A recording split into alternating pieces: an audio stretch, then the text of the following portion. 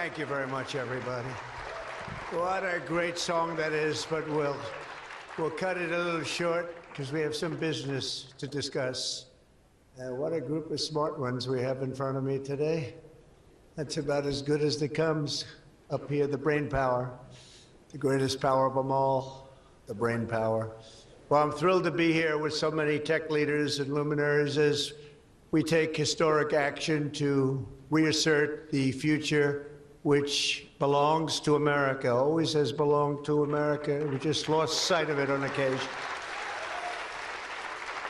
And I just want to start by stating that we've just concluded our big trade deal with Japan and numerous other countries in addition, as you know.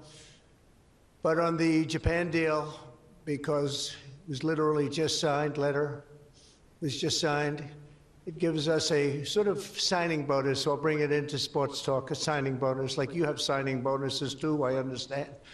Getting a lot of money, 100 million, that's not bad. But that's not as good as the signing bonus we got. We got a $550 billion signing bonus for the country. And we had the tariff at 25%. As you know, we had a tariff at 25%. And these are great people that we negotiated with, but we agreed to reduce it to 15 based on the fact that Japan has agreed for the first time ever to open up its country to trade so that all of our American businesses and business geniuses, including many in this room, can go out and do business openly and freely in Japan, a very rich and prosperous and profitable and wonderful country, frankly. And we will pay a zero tariff as we do business in Japan. So we're paying zero, they're paying 15. We're getting $550 billion. And to be exact, it's 90% of that, but we control the whole lot of it. And it's really been great.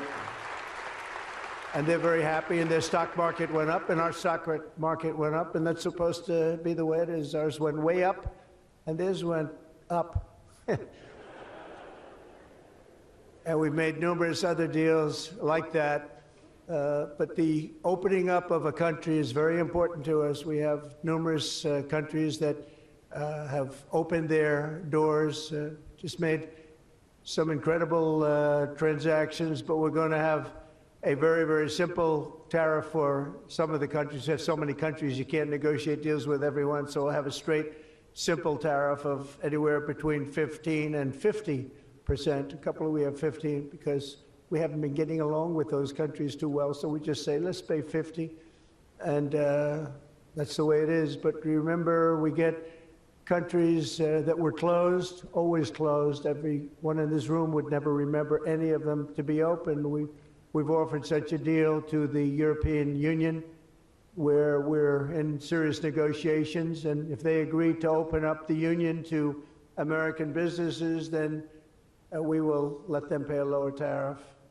So the tariff is very important, but the opening of a country, I think, can be more important if our businesses do the job that they're supposed to be doing. Such openings are worthy of many points in tariffs, and they're a good thing, not only for, as an example, Japan or Europe, but certainly a great thing for America because it allows our businesses to go out and fairly compete and do really well if they compete properly, like the people that I know.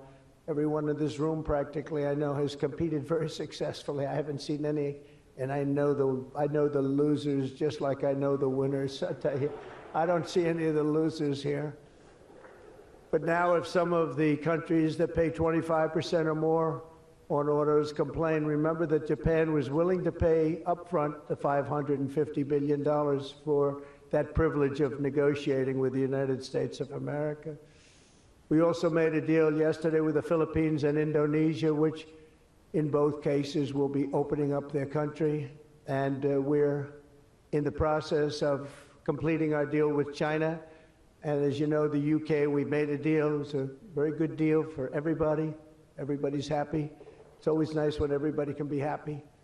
But mostly we'll be charging straight tariffs to most of the rest of the world because we have over 200 countries. People don't realize that's a lot of deals. Even if you're like me, a deal junkie, that's a lot of deals. That would be too much for anybody. Ooh. How did we do with this country that I never heard of? We got a lot of deals cooking, but America is taking in hundreds of billions of dollars like it never has before.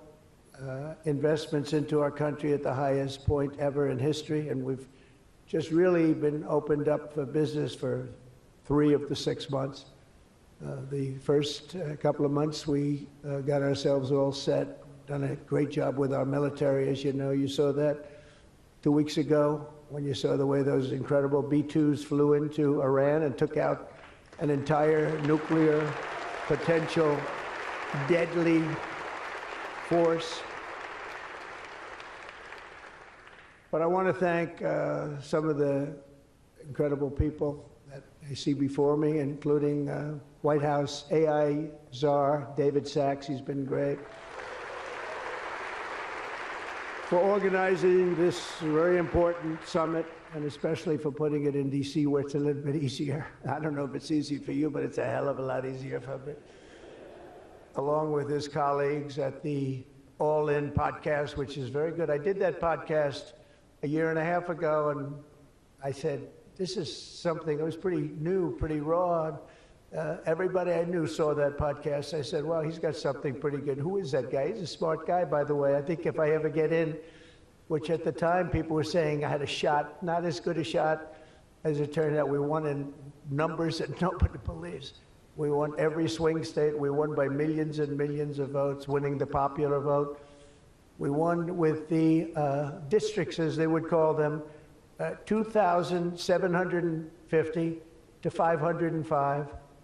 And that's why the map is almost completely red, except for a couple of little blue areas on each side of it.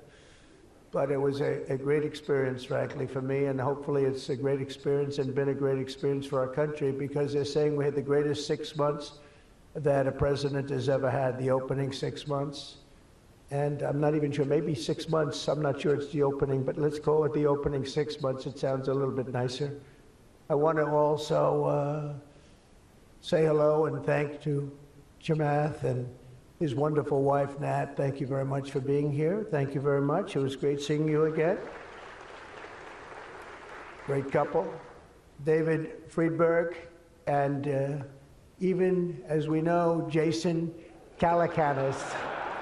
I say even. Thank you, Jason. Thank you, Jason. I appreciate that. Yeah, he's a good person. Thanks as well to the Hill and Valley Forum and our future Undersecretary of State, Jacob Hellberg. Good work. Good. Stand up, Jason. Good. I met him a year and a half ago, and I was very impressed. I said, let's bring him in. We bring in a lot of smart people. And David's been unbelievable as the job he's doing. Along with Secretaries Doug Burgum, who's been incredible. Doug? Thank you. Thank you, Doug. Great job. He's producing low-cost energy. We're down to $64. I want to get it down a little bit further if we can. I don't know if the oil companies love that or not, but we want to have very inexpensive electricity so that you can power up the plants, because you need more electricity than any human beings ever in the history of the world. When I heard what you really need, I said, you got to be kidding. Double what we produce right now for everything, right? I don't know, you're going to... Jensen, you're going to have to explain that to me someday, why they need so damn much. Could you do with a little bit less? My father always used to say, turn off the lights, son. But you guys are turning up the lights. I want to thank Howard Lutnick for doing a terrific job. He was involved in the big deal that we just completed with Japan. Howard, wherever you are, Howard. Where is Howard? Hi, Howard. Great job you did. Appreciate it. Really, that was an interesting negotiation, wasn't it? These are tough people. These are good negotiators, I will tell you, Japan. But they love their country, and they do what's right for their country. I want to thank Chris Wright, if Chris is around. Chris is here, because he's helping with the tremendous energy success that we're having. We're having tremendous energy success. We're the biggest. We have more energy than anybody else in the world. Nobody knew that until I came along, but we have more energy than anybody else in the world. We're making incredible deals on energy, including deals in Alaska. Well, we that's the mother lode, that's the big one, and we're making deals with various Asian countries that need it, and it's actually hard to believe, you don't think of it, but Asia is very close to Alaska, relatively speaking.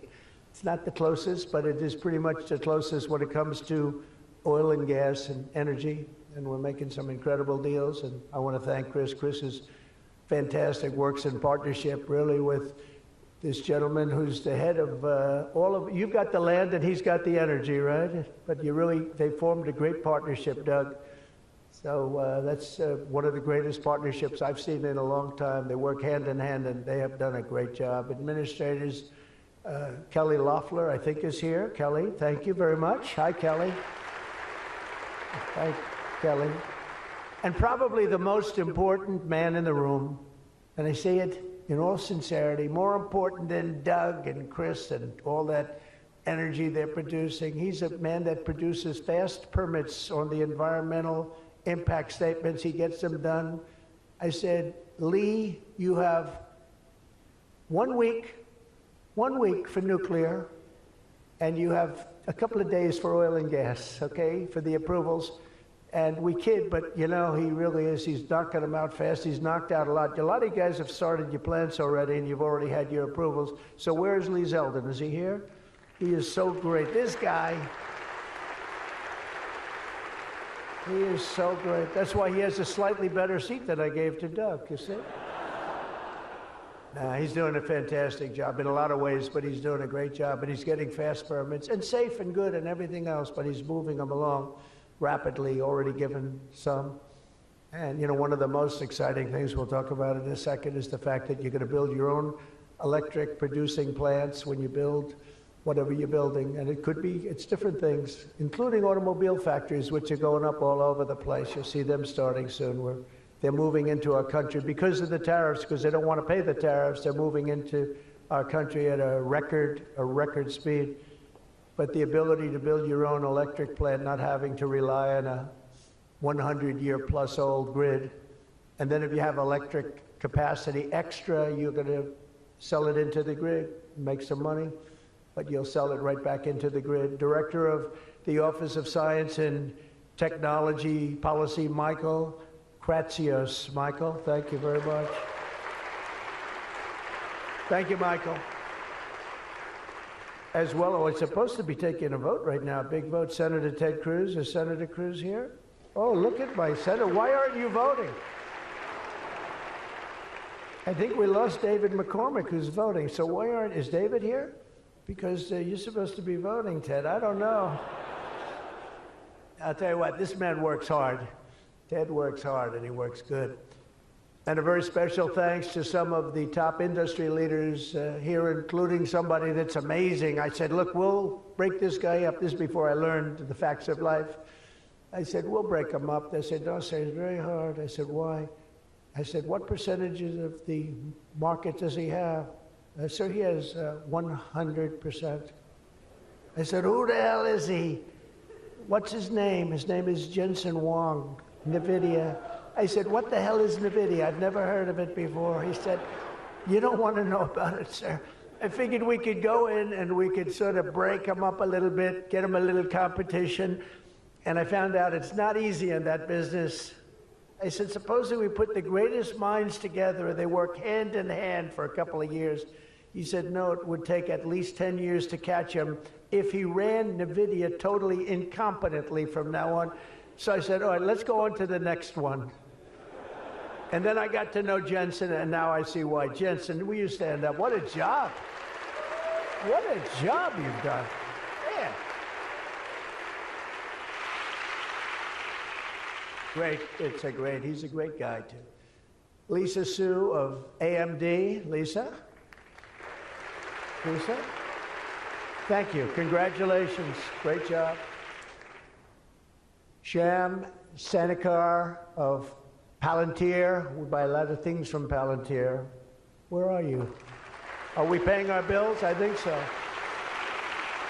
We just made a deal with the European Union where they're going to pay the United States of America 100% of the cost of all military equipment. They're going to ship it to the European Union, and then they'll distribute it, and much of it will go to Ukraine. It's been a long time since you've heard those words, because we're in for $350 billion. But now we send it to Europe, and Europe pays, and they were great. We had a tremendous NATO meeting a few weeks ago, and it was pretty amazing, actually, what happened. They agreed to go from 2% to 5%, and they had 2% where they didn't pay. They have 5% where they've already paid. That's a big difference. That's trillions of dollars, actually, trillions. But they're going to spend that money in the United States with our defense companies, and we're going to send it to them, and they'll distribute the equipment that we send. So that's the way it should have been 3 years ago, frankly. And Jeff Sprecher, the other half of that incredible family, is he here? Is he here? He's a fantastic guy, international, intercontinental exchange, and he's been a friend of mine for a long time, the husband of Kelly, who's really doing a good job. You are really doing a good job. Small business, which is actually big business if you add it all up, right? It's probably the biggest bank there is, but they call it small business, and she's done a fantastic job. Thanks, Kel. Say hello to Jeff. As we gather this afternoon, we're still in the earliest days of one of the most important technological revolutions in the history of the world. Around the globe, everyone is talking about artificial intelligence. I find that too. Artificial, I can't stand it. I don't even like the name. You know, I don't like anything that's artificial. So could we straighten that out, please? We should change the name. I actually mean that. I don't like the name artificial anything, because it's not artificial. It's genius. It's pure genius. And its potential to transform every type of human endeavor and domain of human knowledge, from medicine to manufacturing to warfare and national defense. Whether we like it or not, we're suddenly engaged in a fast-paced competition to build and define this groundbreaking technology that will determine so much about the future of civilization itself, because of the genius and creativity of Silicon Valley. And it is incredible. Incredible genius. Without question, the most brilliant place anywhere on earth. America is the country that started the AI race. And as President of the United States, I'm here today to declare that America is going to win it. We're going to work hard. We're going to win it.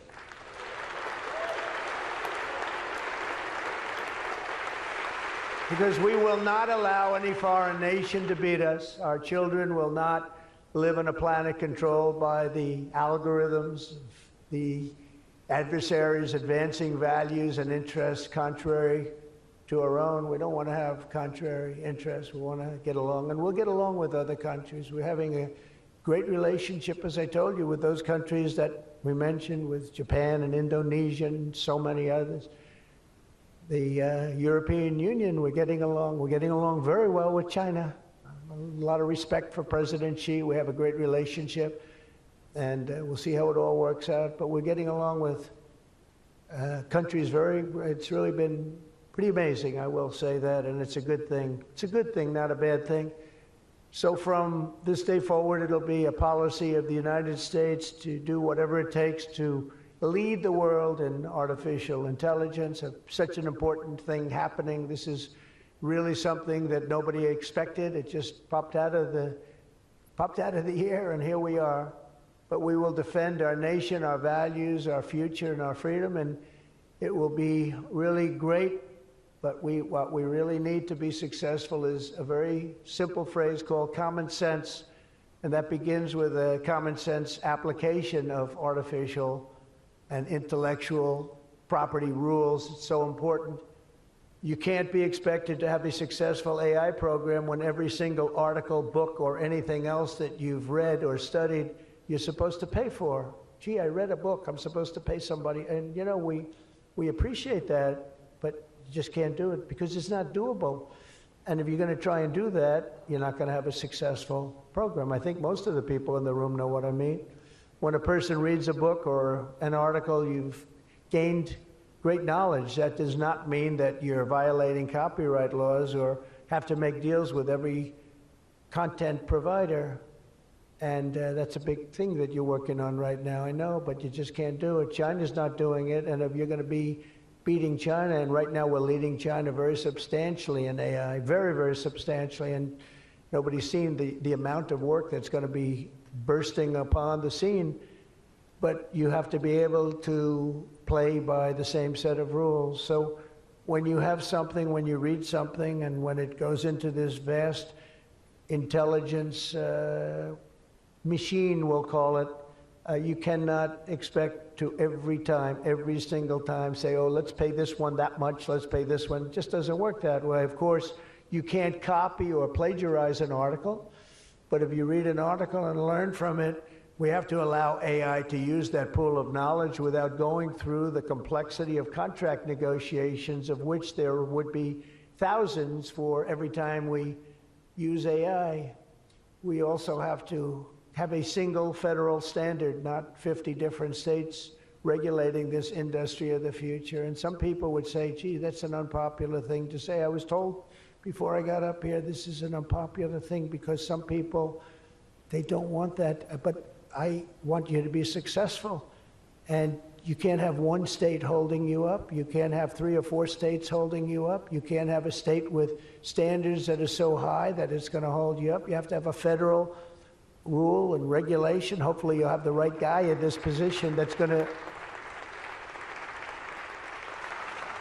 to supplant the states. If you are operating under 50 different sets of state laws, the most restrictive state of all will be the one that rules. So you could have a state run by a crazy governor, a governor that hates you, a governor that's not smart, or maybe a governor that's very smart, but decides that he doesn't like the industry and he can put you out of business because you're going to have to go to that lowest common denominator. We need one common sense federal standard that supersedes all states, supersedes everybody, so you don't end up in litigation with 43 states at one time. You got to go litigation free. It's the only way. And we also have to watch Europe, Asia, and all foreign countries so that they don't make rules and regulations that likewise make it impossible for you to do business, and where you'd have to make everything in AI cater to them, because again, you'd have to cater to the toughest country or to the toughest state. You can't do that because it would ruin it. I just terminated all of the, as an example, California car emissions rules, which were a disaster. It cost them just billions of dollars as an industry, but thousands of dollars per car. The emission rule standard, because they were making the production of an automobile almost impossible and at a tremendously higher cost, much more expensive than it should cost, for very little gain, for actually, in my opinion, negative gain. The automobile was worse. Under this administration, our innovation will be unmatched and our capabilities will be unrivaled. And with the help of many of the people in this room, America's ultimate triumph will be absolutely unstoppable. We will be unstoppable as a nation. Again, we're way ahead and we want to stay that way. We can't let individual smaller units stop it, because that's the only thing that can stop it and can really mess it up. As with any such breakthrough, this technology brings the potential for bad as well as for good, for peril as well as for progress. But the daunting power of AI is it's not going to be a reason for retreat from this new frontier. On the contrary, it is the more reason we must ensure it is pioneered first and best. We have to have the best, the first pioneer. We are the best and the first pioneers, and we're going to be really putting a nation that we love, America, we're going to be putting it first. I have an expression, America first, make America great again. A lot of great expressions, but they're all so true. To make America great again, we're going to make this industry absolutely the top, because right now it's a beautiful baby that's born. We have to grow that baby and let that baby thrive. We can't stop it. We can't stop it with politics. We can't stop it with foolish rules and even stupid rules. At the same time, we want to have rules, but they have to be smart. They have to be brilliant. They have to be more brilliant than even the technology itself. Surely there will be challenges on the path ahead, but together we will meet them and transcend them all. We are Americans, and we are Americans first. I have a couple of people I know that don't happen to be from here, but I wish you a lot of luck anyway. I was looking at 3 people that are not Americans, but they're very good people. Please treat them nicely. But we do not shrink from the future or cower in the face of uncertainty. We dominate the future. We conquer new frontiers, and we control our own fate, and we determine by doing that our own destiny. Winning this competition will be a test of our capacities unlike anything since the dawn of the space age. Believe that.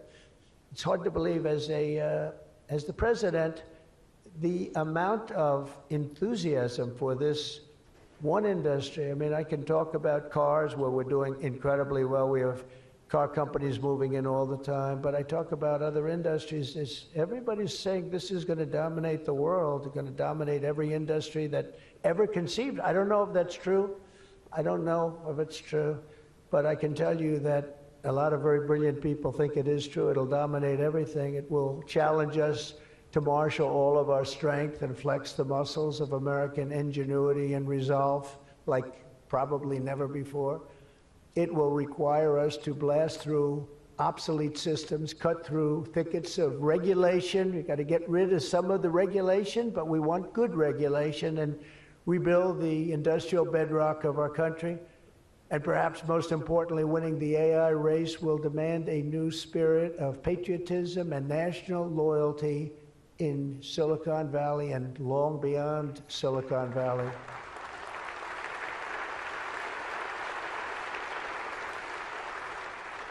For too long, much of our tech industry pursued a radical globalism that left millions of Americans feeling distrustful and betrayed.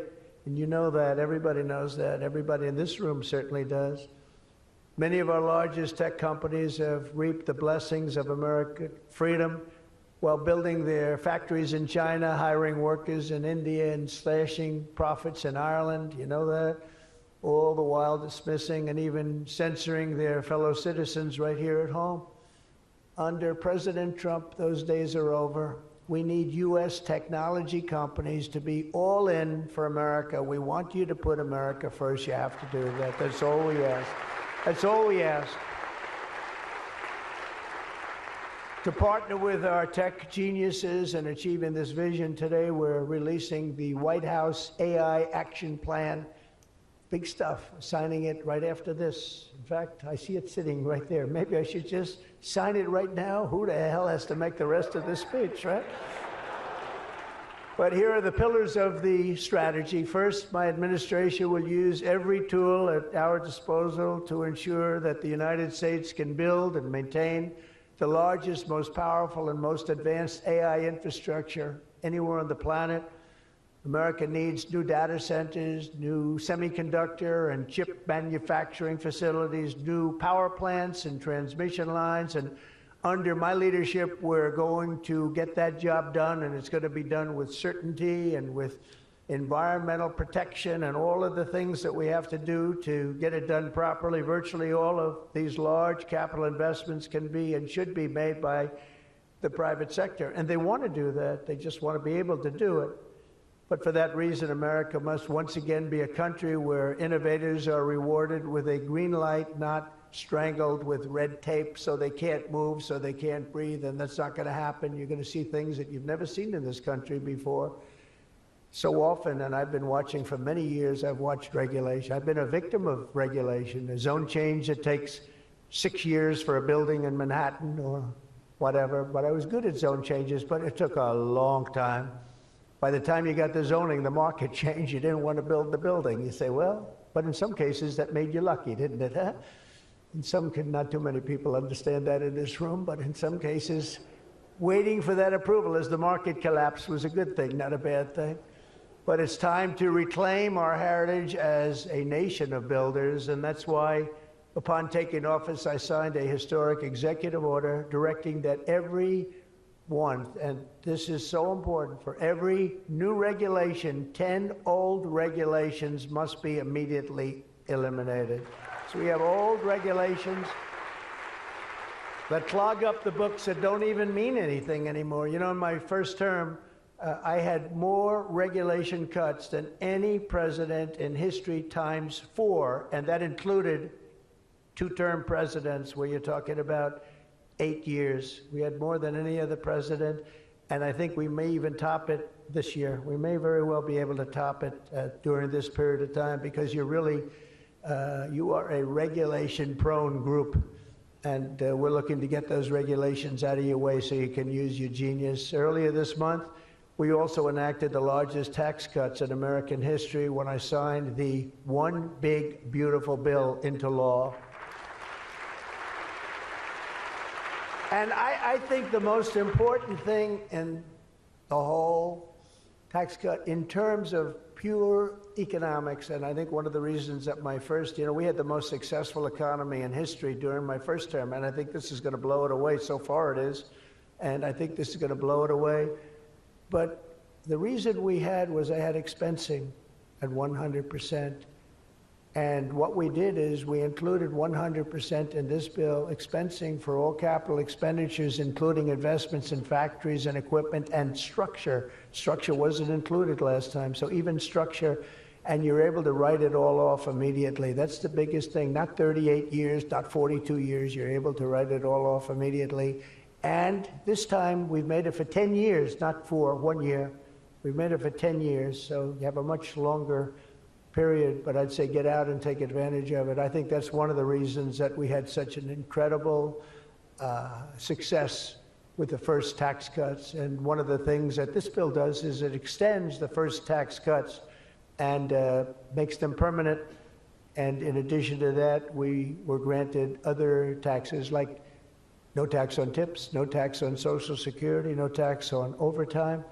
A lot of great things. One of the things that I mentioned, not so pertinent here, but if you're in the automobile business, it's pertinent. I said, why is it that people like us always are looking for expenses and deductions, and people that buy automobiles that really have to go out and borrow money to buy a car, why aren't they allowed to deduct the interest on their loan to buy a car from their income tax? And we got it approved. We got it approved. And that is such a big thing. And I think that's going to be such a big thing for the automobile industry. We're going to be making more cars. Within a few years, we're going to be making more cars than we made in the very beginning, in the super prime. You know, we lost almost 50% of our automobile business to Mexico, Canada, and various other places, as you know, in Europe and in Asia. And now we're getting it back. We're getting it back in record numbers, and I think we're going to be topping any amount. In a few years, we'll be making more automobiles than we've ever made in the history of our country, including what I call prime time. My administration is also pursuing a future of all-out American energy dominance, and on day one, I terminated the Green New Scam. You know what that was? You were all victims to it. Perhaps the second or third greatest scam in the history of our country. I would say the first was Russia, Russia, Russia, and we had a couple of others too. But the Green New Scam was one of the greatest. It's so ridiculous what they've made you do. The carbon footprint. They talked about the carbon footprint, and then Obama hops onto a 747 Air Force One and flies to Hawaii to play a round of golf and comes back. What about the carbon footprint? No, we didn't like that. And what Biden has done is absolutely terrible. He made it impossible, almost impossible for people to do business, not even talking about the border, where millions and millions of people flowed into our country, many from prisons, from jails, from gangs, from mental institutions all over the world. No, we're not doing that. We have to get them out. We've got 11,888 murderers, many of them committed more than one murder. Many of them, more than 50%, committed more murders. We're getting them out of our country, or in some cases they're so bad, we're not getting them out. We're having to lock them up because we don't want them ever to come back, no matter how good we're doing. You know, last month, you probably read, we had 0 people enter our country illegally, And over the last number of years, you'd have hundreds of thousands, literally hundreds of thousands of people a week pour into our country, totally unvetted and unchecked. And what the hell were they thinking? What they've done to our country is so sad, and we can never forget it. But we're unleashing all forms of energy, including natural gas, oil, and clean, beautiful coal. I instructed my people, in the form of Chris and Doug in particular, you are not allowed to say the word coal without saying clean, beautiful in front of it. You can only say clean, beautiful coal. It's a little embarrassing because we had somebody making a speech the other day, right? And he mentioned the word coal about 30 times because that was the subject. And he kept going clean, beautiful. I wanted to say, okay, just take it easy. You could just, got a little bit crazy, right, Doug? But it's, you know, China's using it. They're building now 57 big power plants, all fueled by coal. And we have to compete, we have to win, and we're going to have clean, beautiful coal, but we have more coal than any. We have more anything in terms of energy than anybody. Oil and gas, we also have more coal. In May, I also signed an executive order to rapidly begin construction of safe, reliable nuclear reactors. That's a big thing now. And many of you are going to be using nuclear. You know, I had problems with nuclear. I saw some of the things, but what they've done with nuclear is like what you've done with AI and other things. It's incredible, actually. It's long-term, it's inexpensive, it's safe. What they've done is really amazing. So we opened up the industry, very strict rules, but we opened up the industry, and some of you are going to choose nuclear over oil and gas or whatever it might be.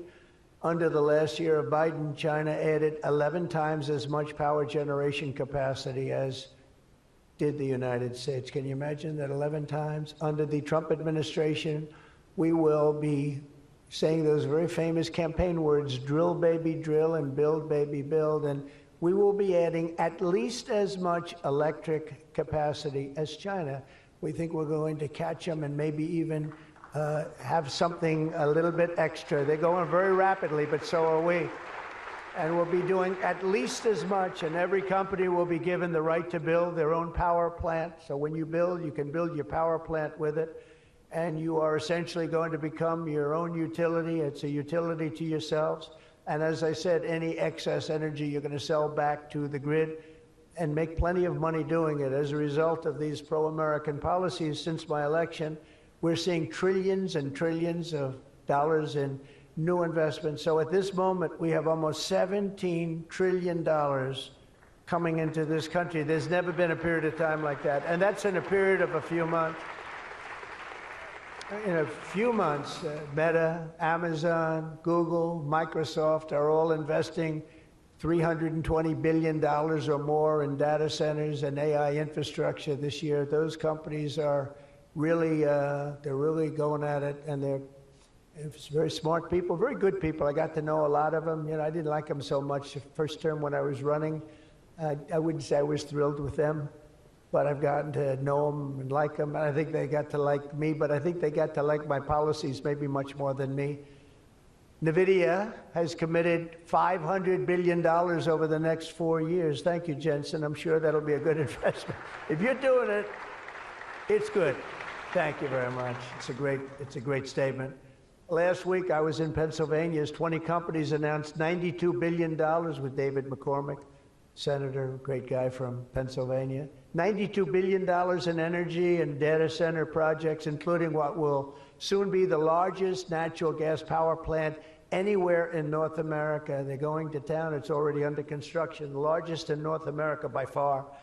For decades, we had leaders who spent their time focused on building up foreign nations. Under the Trump administration, we are going to have leaders who are going to build up our nation. This colossal investment in AI infrastructure and many other industries, for that matter, such as automobiles and so many other things, will also create thousands and thousands of great-paying jobs, the kind of jobs we want, including lots of blue-collar jobs. And you know, our numbers are very good right now, but wait till you see these numbers in 2 years from now. It will mean higher wages and more opportunity for millions of energy workers, HVAC technicians, engineers, electricians, and the hardworking citizens who make our country run. These are great people that make our country actually run.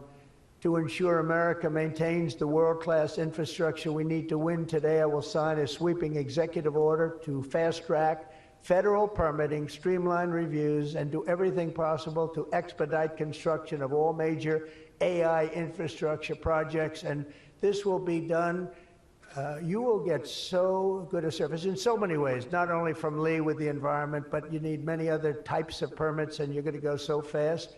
You're going to say, well, wait a minute, this is too fast. I didn't expect to go this quickly. This is a problem. I may cause a problem in opposite, but including factories, data centers, and power plants of all kinds, the United States will have total industrial and technological supremacy. The second pillar of our action plan for AI dominance is to get the entire world running on the backbone of American technology, and I think that's very much happening right now, and I think it's going to happen. The last administration was obsessed with imposing restrictions on AI, including extreme restrictions on its exports. As you know, they made it very difficult to export. This alienated American partners and drove even our friends into the arms of China and other countries. That's why upon taking office, I repealed the so-called Biden diffusion rule. Can you imagine that? That crippled American AI exports, the Biden diffusion rule. I wonder who came up with that name, because he has no idea what it is. He had no idea what it was. He came up with a rule. I wonder who drew that one. I wonder, was that signed by the AutoPen, I think, because they went to him and said, we're going to do a diffusion rule. Mr. President, what? What? It's okay, the AutoPen will take care of it. It's one of the greatest scandals in the history of our country, let me tell you. Under my administration, we will maintain necessary protections for our national security, but we will never forget that the greatest threat of all is to forfeit the race and force our partners into rival technology. We're not going to do that. We're not going to do that. Okay? Not going to let that happen. That could be the end.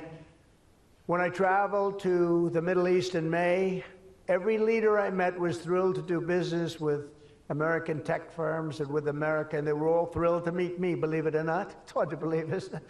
But they were. By the way, most powerful woman in the world is here today. Susie Wiles, stand up, please. Susie Wiles, Chief of Staff. She can take out a country with a mere phone call. No, they just voted her the most powerful woman anywhere in the world. She might be the most powerful person in the world, I think. But she's done a fantastic, hasn't she done a good job, though, huh? Good. But we're going to come home with trillions and trillions of dollars in deals, and that's the way it is. But the King of Saudi Arabia, I met three great leaders. I went to three countries predominantly. King of Saudi Arabia said, and I can say that Qatar and UAE, the leaders, brilliant guys, great people, they said the same thing. They said, you know what, that 1 year ago, your country was dead. It was a dead country. They were looking at China, they were looking at other places, but you had a dead country. And today, Mr. President, you have the hottest country anywhere in the world. They said that, and they meant it so strongly. And when I went to NATO 2 weeks ago, where we made the deal where they pay 5% instead of 2%, they said the same exact thing. They said, boy, I tell you what a difference it is. It's a year ago, you people were dead. We didn't think you were going to make it as a country. Today, you're the hottest country in the world. They all said it. All those leaders said it, 30 of them. So today, I'm signing another major executive order that will turn America into an AI export powerhouse. Under this order, Secretary Lutnick and Secretary Marco Rubio's doing a great job as Secretary of State, will work to rapidly expand American AI exports of all kinds, from chips to software to data storage of all kinds. And that's very important. That's going to give you the freedom to do what you want to do. And third, once and for all, we are getting rid of woke. Is that okay? Because I know you had to hire all woke people. I heard you had to hire all woke people under some of these things. How about the chips, where they give you the chip nonsense, where they give you billions of dollars if you only build a chip company? These people have plenty of money. They don't need the money. They need the permits. They need the rights to do it. They don't want to pay tariffs, so they come and they build here. That's why they're coming here. They like, number one, they like me, but they like not having to pay tariffs even more. And they're coming. But Biden gave billions of dollars to companies that have nothing but cash. And they don't say where to build. It's just give them money. But here's the problem. They have to hire lots of woke people. And they say woke isn't for this particular industry. We've noticed that. They're not for a lot of industries, if you want to know the truth.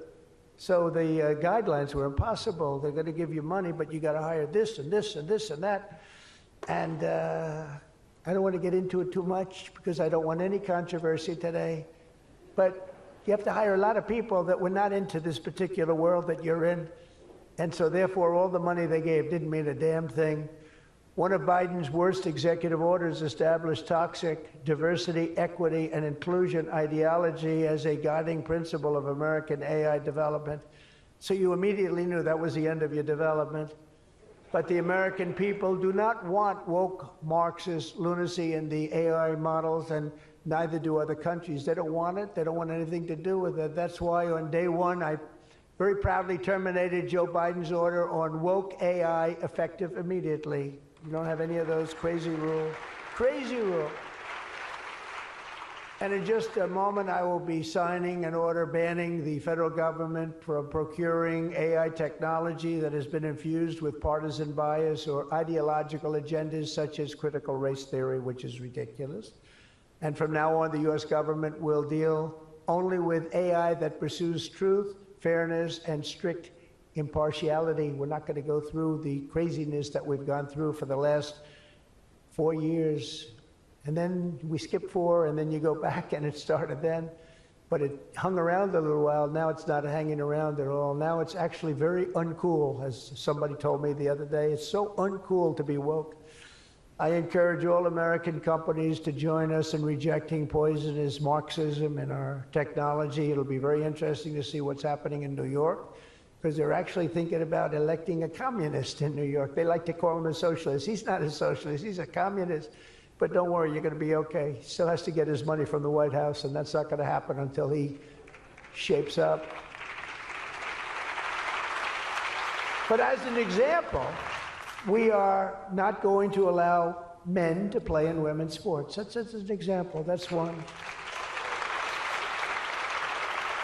And they say that's an 80-20 number. They say 80% would be against it. No, it's not 80-20. It's about 97-3. And I don't know who the 3 are. I've never seen anybody. I've never had a person. I've seen everybody. I'm a very open person. They come up to me and they talk to me. I've never had anybody come up, sir, you have to let men play in women's sports. I've never had it. I deal with hundreds of thousands of people. Every time I talk to somebody, nobody's ever, they talk about AI, they talk about everything, but they've never said, you gotta allow, this is ridiculous. Men should be allowed to play in women's sports. It's sort of crazy, isn't it, huh? You have to see, did you see the race? It was a race, a long distance marathon, one of those all-day deals, and we had one of the great female runners, and we had one of the great male runners, and at the end of the day, he won the race by 5 hours and 14 seconds. They waited around for the really good athlete female. It's very demeaning to women, I want to tell you that, but they waited, her parents were waiting for hours. Somebody said, why don't you go back to the hotel and sleep for a few hours and come back and meet your daughter? This is what they do. You got to see the weightlifting records, though. They're the best of all. A woman lifted 212 pounds. It was a world record. It held for 18 years. And now a man who transitioned came up and looked at the bar. How much is it? 212 pounds. Oh, let me try it. Bing, bong. I think he broke the record by 109 pounds. It's going to be a long time. It's going to be a long time before a woman catches that. And these are great athletes and great people, and it's demeaning. And who the hell wants this? We're off of that whole standard, because I just tell you those as examples. We're off of it. The reason the last administration was so eager to regulate and restrict AI was so they could limit this technology to just a few large companies, allowing them to centralize it, censor it, control it, weaponize it, and they would weaponize it. A very dishonest group of people. You probably saw that because we caught them in the act. We really caught them. We had it before, but now we really have them. We have it where it counts. But this is the exact opposite of my approach. The unique strength of the American tech industry has always come from its startups and small tech. It comes through small. Jensen was small. Were you ever small? I think so. When you started in your bedroom, I think you were small, right? He started as very small, and now he's really become very amazing. If you regulate them too much, you kill the source of American genius and technological power. I believe that. Joe Biden had a plan to lose the AI race. I think he wanted to lose it because his plan would never have worked. It would have never been successful. You would have spent a lot of money and you wouldn't have been able to win. They didn't allow you to win, but we have a plan which only admires and respects the winners. Every citizen should take incredible pride in the inspiring feats of American innovators who are pushing the bounds of human knowledge and achievement. The people of OpenAI, Google, Meta, and countless startups are proving once again that America is impossible. You are just impossible to beat. You're not going to be beaten. We're not going to let that happen. When you do your best, when you work your hardest, and when you're allowed to be free of horrible, foolish regulation. And you're going to have regulation, but it's going to be sensible, smart regulation. There's nobody who's going to beat you. As we push even further into this exciting frontier, let us never forget that all of this prosperity and progress has come from the culture of freedom and hard work, merit, ambition, and risk-taking passed down from one generation of Americans to the next. Silicon Valley rose to wealth, fame, and glory by exemplifying these values, and it will win this race not by rejecting them, but by embracing them like they have never been embraced before. We must put America first. This is a nation that invented the light bulb, the telegraph, the television, the telephone, the computer chip, the smartphone, the GPS, the integrated circuit, and even the internet. Basically, we invented everything. What is left? We invented everything. And now it's AI. We invented everything. Does anyone have anything else to say? And now we're going to take it to a new level. But Americans were the first to fly a plane, first to harness the atom, and first to plant our flag on the moon. We mastered the industrial age. We created the digital age. And now we are leading the world into the golden age, indeed, the golden age of America. With your help, that golden age will be built by American workers.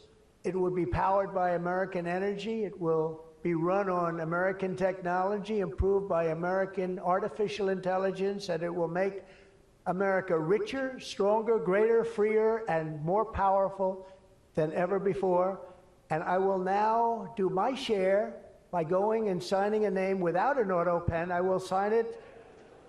If we had one, I wouldn't use it anyway, but we will sign it auto pen free, and we will say, Donald J. Trump, God bless America, and God bless you, and good luck, because the race has just begun, and you're going to win it. Thank you very much, everybody.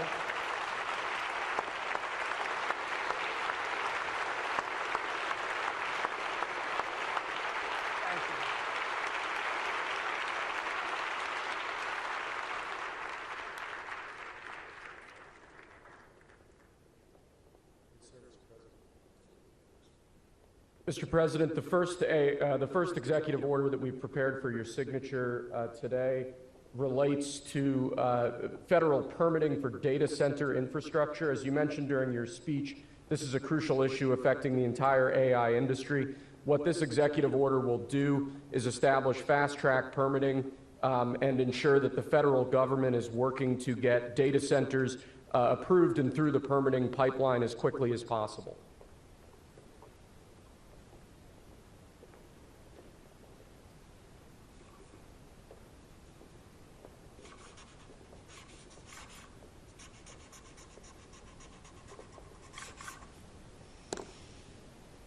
Okay.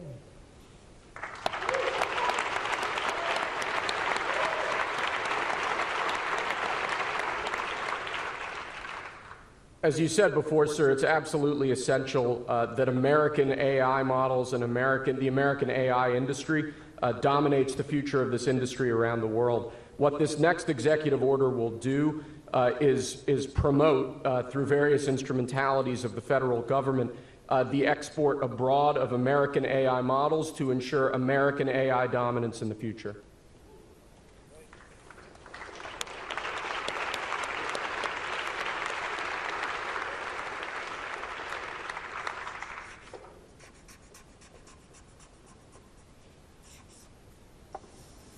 Okay.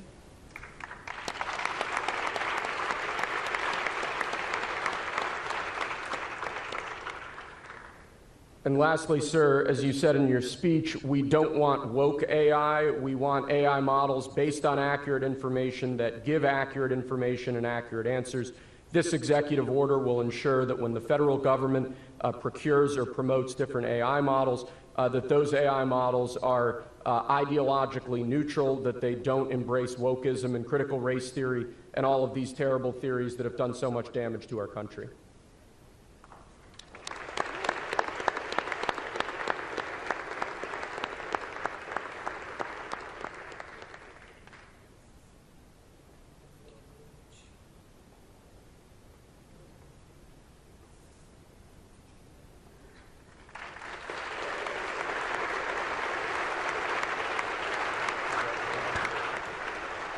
Thank you.